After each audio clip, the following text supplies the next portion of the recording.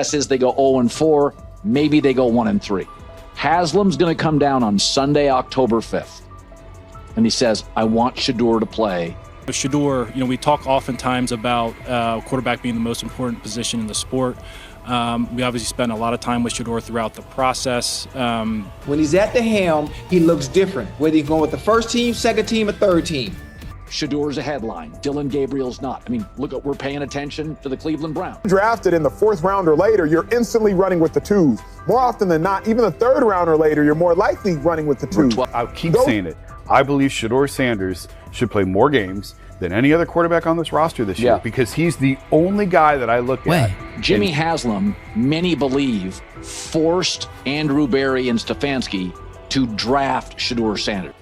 When I look at the Cleveland Browns right now, I can't help but feel like we're standing on the edge of something huge, something dramatic, something that could change the entire narrative for this franchise. And it all revolves around one name, Shedeur Sanders. I'm telling you folks, if things start the way I think they might, we could be looking at a 0-4 start, maybe 1-3 if the Browns get lucky. And when the losses pile up, the pressure doesn't just hit the players. It starts at the very top, in the owner's box where Jimmy Haslam sits, pacing, plotting, ready to make his move. I want you to picture it. Sunday, October 5th. The Browns have just suffered another loss. The tension in the locker room is thick enough to cut with a knife, and Haslam walks in. No subtlety, no sugarcoating. He looks at Stefanski and says something, along the lines of, I want Shedeur to play against Minnesota. And immediately, that staff is going to push back. They're going to say, Jimmy, we get it. We love Shedeur too. But we're in London. This is a tough ask. Give us one more week. Don't throw him into the fire overseas. And that's the tug of war, the heartbeat of the drama that's unfolding right now. On one side, you have the owner, an impatient visionary, the kind of man who's been behind bold moves before. He's the same guy who pushed for Baker Mayfield, who wanted Deshaun Watson, who doesn't shy away from quarterbacks who make headlines. On the other side, you have the coaching staff, trying to manage the reality of football, jet lag, international travel, a rookie quarterback in his very first NFL start. It's a high-stakes chess match, and every move matters. But here's what I think is going to happen. The Browns will stave off Haslam for that one London game. They'll convince him to hold Shedeur back, just 1 week, for the sake of his development. But make no mistake, as soon as they touch back on US soil, all bets are off. The leash is gone, the starter's job is up for grabs. And I believe that Sunday, October 12th, is when Shedeur finally steps onto the field. The stage is set, the lights are on, and the entire city of Cleveland is about to witness the dawn of a new era. And here's the thing. I keep saying it, and I'll keep saying it because it's true. Shedeur Sanders deserves to play more games than any other quarterback on this roster this year. Why? Because he's the only one that makes me feel like this team might actually have something real. He's not just another player. He's the spark Cleveland's been waiting for, the quarterback who can energize this franchise, and the one the ownership believes in, wholeheartedly. In fact, the news coming out of Cleveland confirms it. Sources are telling us that Haslam has made it clear.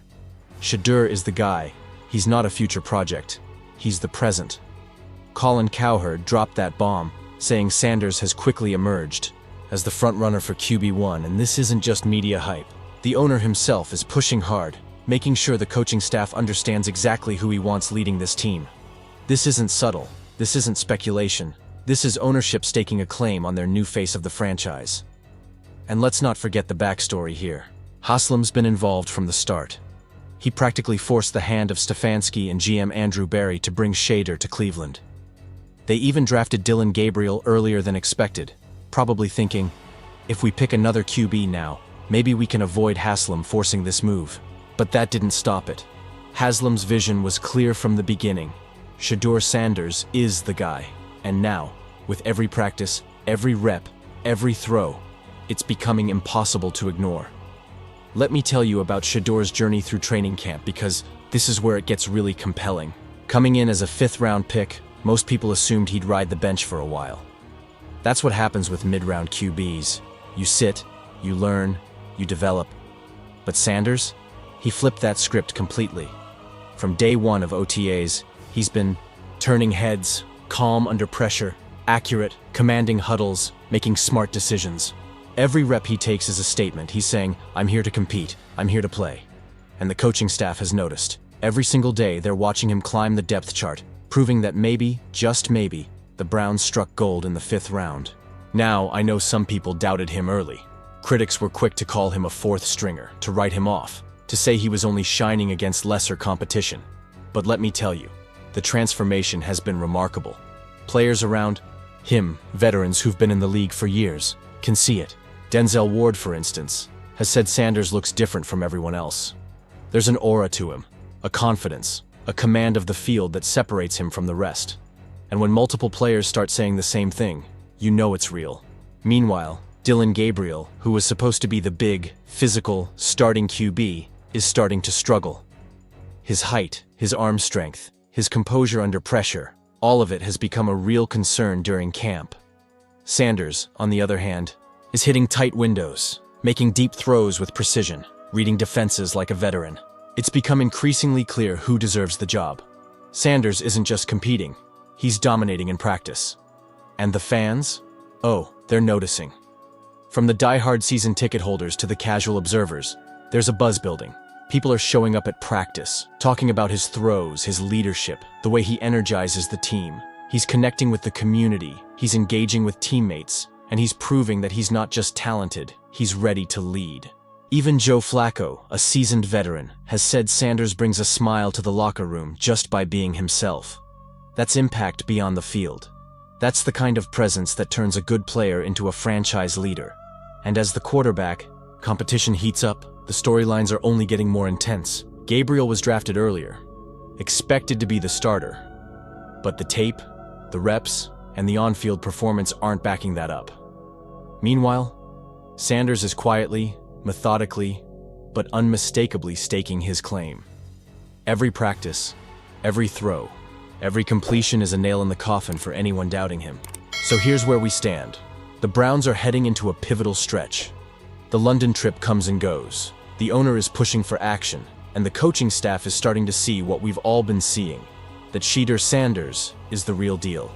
And as fans, as analysts, as people watching the unfolding drama, we have to ask ourselves, are we about to witness the start of the Shedeur Sanders era in Cleveland? Because I'll tell you this, if he steps onto that field, takes the first snap and leads this team with the poise, the skill, and the leadership he's shown in camp, the answer is going to be a resounding yes. This isn't just a quarterback competition. This isn't just a rookie trying to make a name for himself. This is the potential turning point for the Browns franchise, the spark that could ignite a season, and maybe even redefine the next decade for Cleveland football. And let me leave you with this thought. For those who doubted him, for those who said he wouldn't make it, for those who thought a 5th-round pick could never compete, get ready.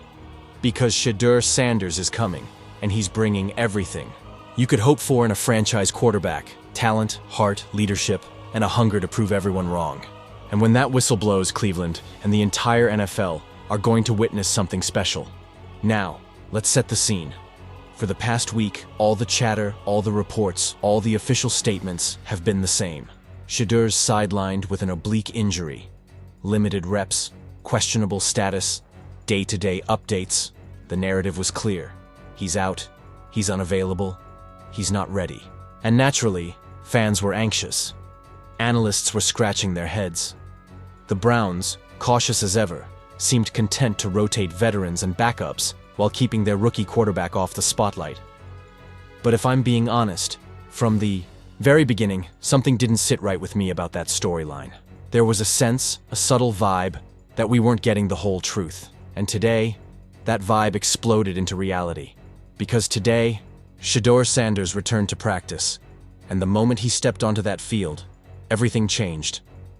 I mean everything. The atmosphere shifted instantly. You could feel it radiating from the clips, from the social media posts, even from the whispers among the players. The same guy who had supposedly been limited, sidelined, and struggling with an injury, he looked like a quarterback on a mission. Every throw was precise, every pass had velocity, every read was sharp. He didn't just participate, he dominated, and it wasn't subtle dominance either. This was the kind of dominance that makes teammates pause their own drills, that makes veteran players raise their eyebrows, that freezes coaches mid-conversation just to watch. That's the presence of a franchise quarterback. That's the kind of energy that elevates the entire offense. And the more I watched, the more I realized this wasn't just a return from injury. This was Shedeur staking his claim. Now, let's talk about this so-called injury for a second. Reports had suggested oblique issues, arm soreness, limited mobility. But watching him today, none of that lined up. He threw dimes, threaded balls between defenders, hit receivers in stride, and showed arm strength and precision that made you wonder if he had ever even been hurt at all. Honestly, this starts to feel like a carefully managed narrative. Maybe even a deliberate slow burn by the Browns to control expectations, give him time to adjust, and create suspense. But no matter the reasoning, today's practice made one thing painfully obvious. You cannot hide excellence. And here's what really amplifies the significance of what happened. The reactions of the other players. Teammates stopped mid-drill just to watch. Veterans who have seen it all, guys like Myles Garrett, were clearly taking note, recognizing talent when they saw it. The entire offense shifted around him. Routes became crisper, contested catches became contested but successful. The rhythm of every rep seemed to rise with him. That is influence. That is leadership. That is what separates ordinary quarterbacks from franchise-changing quarterbacks. Meanwhile, consider the context of the other players on the roster. Joe Flacco? Sure, he's a veteran presence, but he's not the long-term answer. Dylan Gabriel? Watching and learning, but clearly not commanding. Kenny Pickett? Still recovering, still uncertain. And when you stack them against what Shedeur brought today, the choice becomes obvious. The future of this team is clear, and it's standing right there on the practice field. And let's not forget why this matters so much. Cleveland has been hunting for stability at quarterback for decades. The team has endured false starts, disappointments, and years of mediocrity. Fans have waited endlessly for someone who could step in and truly transform this franchise. And today, for the first time in a long time, it looked like that moment might be here. Because Shedeur didn't just show up, he elevated everyone around him. That's what a true franchise quarterback does. He doesn't just make himself better, he makes the entire team better. Remember his days at Colorado? He didn't just shine individually. He lifted players like Travis Hunter to Heisman-worthy, #2 draft pick status. That wasn't luck, that wasn't chance, that was skill, presence, and leadership. And now he's bringing that same impact to Cleveland. Receivers are sharper. Tight ends are more aggressive. Offensive cohesion is noticeably stronger. If he can do all of that in practice, just imagine what he can do when the lights are on and games actually count. So here's where it all comes together. Today's practice wasn't just about reps. It was a statement. The smoke and mirrors of the past week are gone. Shedeur is ready, he's healthy, he's commanding attention, and Cleveland, the organization, the coaches, the fans, all of them need to pay attention because the future of this franchise is staring them in the face. Here's my take. The question isn't if Shedeur Sanders will become the starting quarterback. The real question is when. How long will the Browns let veteran politics, injury narratives, and cautious management delay what's clearly the best path for the team? Every day they wait is another day of wasted potential, another day of missed opportunity, and for the fans, let me be clear. You deserve better than uncertainty at quarterback. You deserve to watch a player who can command the huddle, elevate the offense, and lead this franchise back to relevance. That player isn't coming, he's already here. His name is Shedeur Sanders. Today was the opening chapter of what promises to be a transformative story for Cleveland football. So here's the challenge. Are the Browns finally ready to hand him the keys and let him take over? Or will they continue to hide behind veteran safety nets while a generational talent waits in the wings? Drop your thoughts in the comments, because this story is only getting started. And believe me, it's about to get very, very interesting. Mark my words. When Shedeur Sanders fully takes control of this offense, the Browns will never look at the quarterback position the same way again. Today was the beginning. And from here on out, the countdown to his full takeover has officially begun. I have to tell you about something that is not just a Cleveland Browns problem. It's an NFL-wide earthquake. I've been covering football for years, and I've never seen anything like this. What's happening with Shedeur Sanders is not just a rookie sitting on the bench. This is an unprecedented systemic shock, the kind that threatens an entire league's foundations. And the craziest part? It's all because one young quarterback isn't playing. Picture this: a stadium that should be alive, buzzing with energy, is instead hauntingly quiet. The upper decks, normally packed with die-hard fans, echo emptily. Lower sections show gaping holes where families, students, and corporate guests should be cheering. Concession stands are fully staffed, but serving almost no one. Security teams patrol empty corridors. The energy, the lifeblood of professional football is gone. Television networks are scrambling. Ratings are collapsing at an unprecedented rate. Streaming platforms are watching in horror. Social media isn't buzzing with highlights, it's erupting in fury.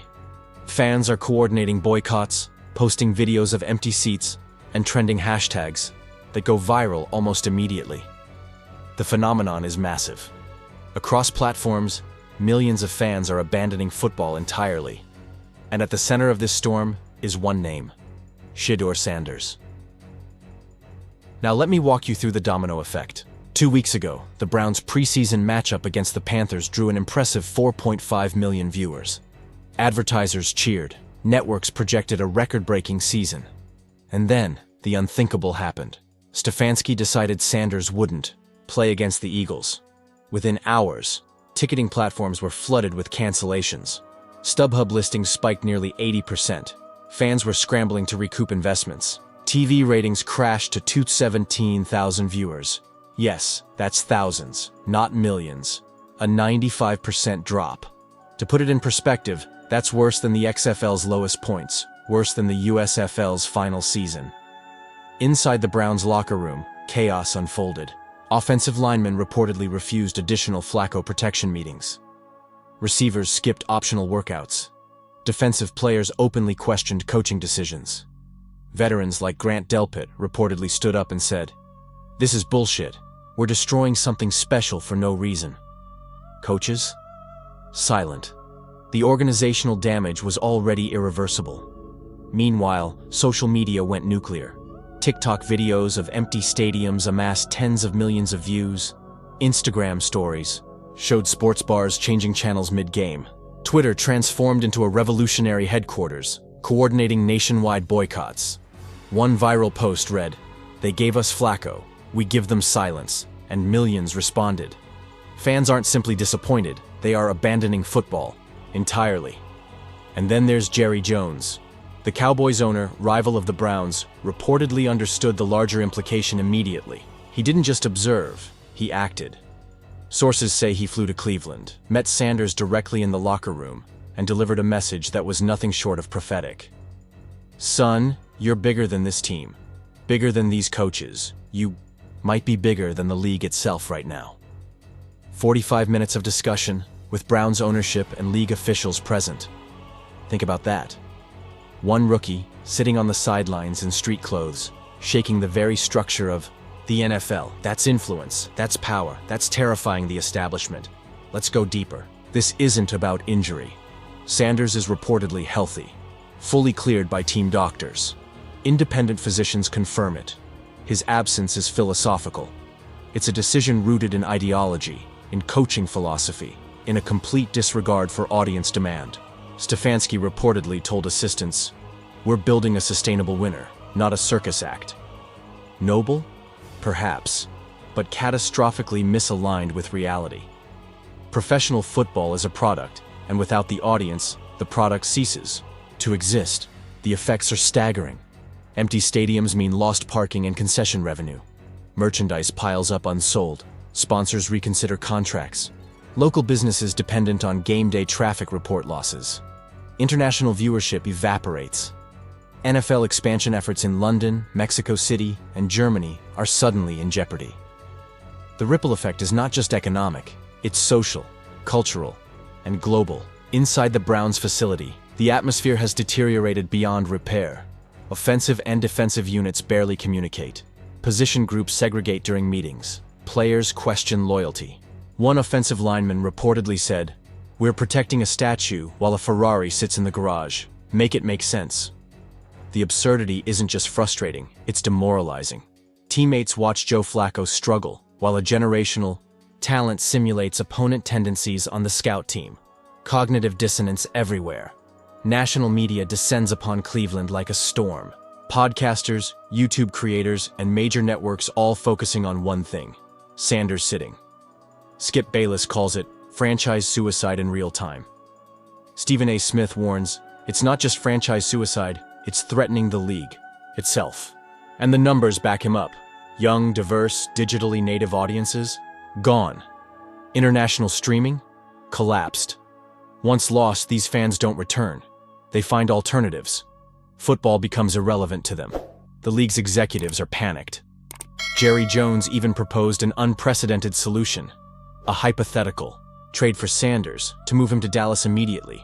Could it happen legally? Maybe not. But the very fact it was proposed shows the magnitude of the crisis. Whoever controls Sanders now controls the economic and cultural future of the NFL. And Sanders?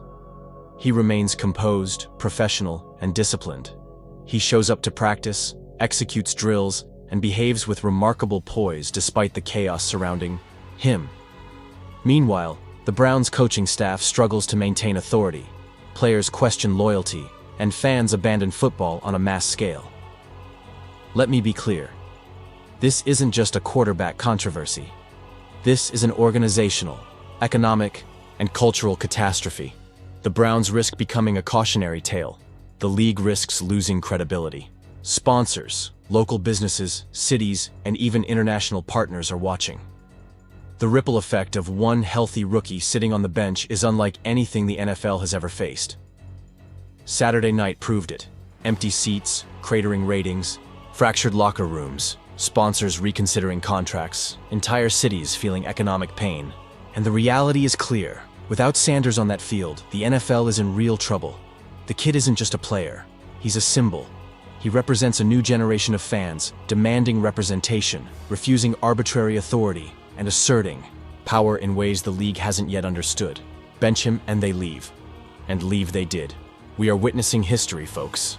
The Browns' current approach is tearing apart their own franchise, shaking the league, and showing the world that without entertainment value, professional football collapses. Jerry Jones said it best. This league survives scandals, strikes, controversies. It won't survive boring. That kid makes everything interesting. Without him, we're selling nothing to nobody. Sanders isn't just a quarterback. He's the future. He's influence. He's culture. And right now, every decision around him is reshaping the NFL's landscape. The Browns need to act. The league needs to act. And if they don't, history will remember Saturday night not as a preseason game, but as the night the NFL almost lost everything. I'm going to be blunt. Right now, the Cleveland Browns are teetering on the edge of a disaster, and Kevin Stefanski is holding the match. The tension surrounding Shedeur Sanders isn't just a storyline about who gets snaps or who's listed as QB2. It's bigger. It's about trust, judgment, and courage. Whether this coaching staff is willing to see talent for what it is, or if fear is going to dictate the future of a billion-dollar franchise. And here's the reality. Fans are done with patience. Analysts are done playing nice. And the locker room? You can feel the unease. Everyone knows something is simmering under the surface. Then, out of nowhere, Joe Flacco, a 16-year veteran, a Super Bowl champion, a guy who has survived some of the league's fiercest defenses and highest pressure moments, walks into a press conference and casually drops a line that could very well be the spark that ignites this entire quarterback room. He says, "Shedeur is right there. He's pushing me every day, and that's a good thing." Pause for a moment. Read that again. On its own, it's a simple compliment, but context matters. This isn't a casual nod. This is a seasoned veteran publicly acknowledging that a rookie is challenging him, pushing him, forcing him to elevate his game. And let's be honest, Flacco didn't have to say that. He could have gone with the standard playbook. All our quarterbacks are working hard. Everyone's improving day by day. But he didn't. He called out Sanders directly, validating what every fan, analyst, and teammate has already noticed. This kid is the real deal, and he's ready now. Meanwhile, Stefanski continues his pattern of vague, non-committal statements. Every question about Sanders is met with the same robotic lines. He's doing everything we've asked. We're taking it day by day. Day by day? Come on. This isn't a soup recipe. This is a billion-dollar football team staring at a rookie who could be their future, and the response is bureaucratic hedging. That's not leadership. That's fear disguised as caution. Fans see it. They're not blind. Cleveland has one of the most loyal, passionate, and brutally honest fan bases in the league, and they've been through this story too many times. A promising young quarterback flashes potential. The team hedges, a veteran plays it safe, and the young talent sits idle while the future slips away. And this isn't just any rookie. Shedeur Sanders is different. Even in limited preseason reps, he has shown poise, accuracy, leadership, and composure that far exceed his years. He's outperforming Dylan Gabriel, the quarterback ahead of him on the depth chart. Yet here he sits, waiting behind Gabriel and Flacco, waiting for a shot that should have come weeks ago. So what's holding Stefanski back? Is he afraid Sanders might struggle? Newsflash: rookies make mistakes. That's part of growth. Or is he afraid that if Sanders succeeds too quickly, the Browns will be forced to face something they're notoriously bad at, admitting a plan is wrong and changing course midstream? Because that's what's happening. Stefanski's plan is clear. Start Flacco, keep Sanders frozen on the bench, maybe use him later if the season collapses. But here's the kicker. What if the season collapses because Sanders wasn't playing? What if the very thing they're trying to protect, the talent, the spark, the future, is what could save the franchise? This isn't about recklessness. Nobody is suggesting throwing Sanders to the wolves. This is about recognition, about understanding that this kid has earned more than third-string scraps. Flacco sees it, the receivers see it, analysts see it. And if the Browns don't act, other teams will. The NFL is watching. GMs, scouts, coordinators, they see a rising star sitting idle, and they're taking notes. The next few weeks are critical. These aren't just games, they're moments that will define the Browns' future. Every practice rep Sanders doesn't get is a lost opportunity. Every vague press conference is another crack in the trust of the locker room. And the fans, who have endured decades of quarterback heartbreak, won't sit quietly if history repeats itself. Shedeur Sanders isn't just a quarterback. He's a movement. He's bringing in young fans, new fans, international fans, people who didn't care about the Browns until he arrived. His presence energizes the city, the culture, and the brand. And yet, the Browns are treating him like a minor inconvenience, a project to be hidden away, while their future sits idle. That's a monumental mistake. The clock is ticking. Sanders could grow frustrated. He could request a trade. Or worse, he could stay, and his development could stagnate behind quarterbacks who were never meant to carry the torch. Hesitation is the real danger here. If the Browns continue down this path, they won't just lose games. They'll lose credibility, fan engagement, and potentially their franchise quarterback. So what needs to happen? First, promote Sanders to QB2 immediately. Give him first-team reps, situational snaps, and opportunities to lead in controlled game action. Second, be honest with the fans. Stop hiding behind safe press statements. Tell them Sanders is progressing, faster than expected. Show them the excitement, the spark, the talent. Third, put healthy pressure on Flacco. Let him compete. Let him know Sanders is on his heels. That's motivation, not a threat. Fourth, integrate Sanders strategically into live games, wildcat packages, red zone plays, situational snaps.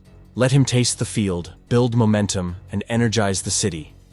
Do that, and suddenly the Browns have a team that is alive, relevant, and competitive. Ignore it, and you risk losing the locker room, fan loyalty, and possibly Sanders himself. The NFL is watching. Hesitate too long and someone else will grab him.